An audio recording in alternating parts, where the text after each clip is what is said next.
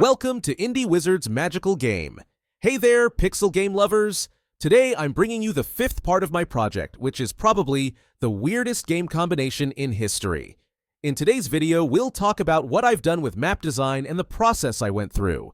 If you're ready, let's explore this magical map together. First of all, before diving into map design, I needed to make a fundamental decision. How big should the map be? To be honest, this game won't be an open-world epic, so we don't need a 100,000 by 100,000 map. My goal is to create a functional and fun world. The map should be structured so players can easily do certain activities. Things like cutting trees, gathering blackberries and mushrooms, going to the river to fish, and easily reaching quest areas. So our map won't be too big or too small. I'm creating a world that's just right. Wow! Moving on to the tile map part, as you might remember, I had basic building blocks like sea, hills, soil, and grass. But what did I do? I sprinkled some magic on top and made additions. I added rocks, small plants in the grass, and little details. After getting these materials, I started with the main foundation of the map. First, I placed the soil and grass combination. Then, I added the sea. Actually, where I placed objects or tiles was an important point when designing the map. The map needed to be both beautiful and functional. While designing the map, I tried to bring together both aesthetics and functionality.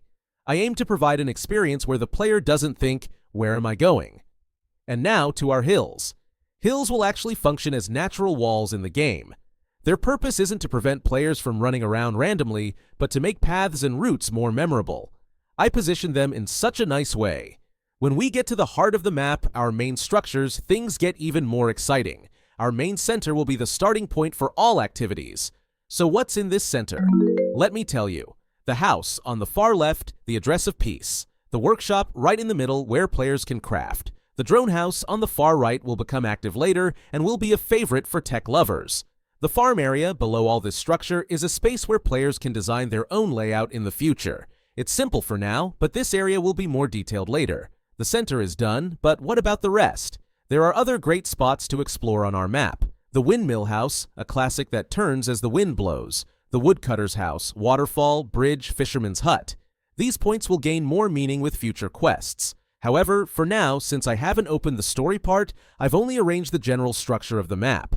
When the story part comes, I'll focus on these areas in much more detail. But even as it is, I think I've managed to create a world that carries the spirit of the game.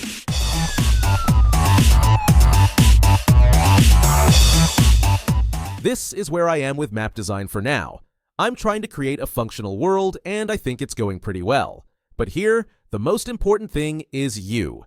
Every detail you notice while playing and every feedback you give will guide me to improve the map even more. That's it for today. Thank you for joining this adventure full of pixel magic. If you liked it, don't forget to comment and support me. Stay tuned and be ready for new adventures in our magical world.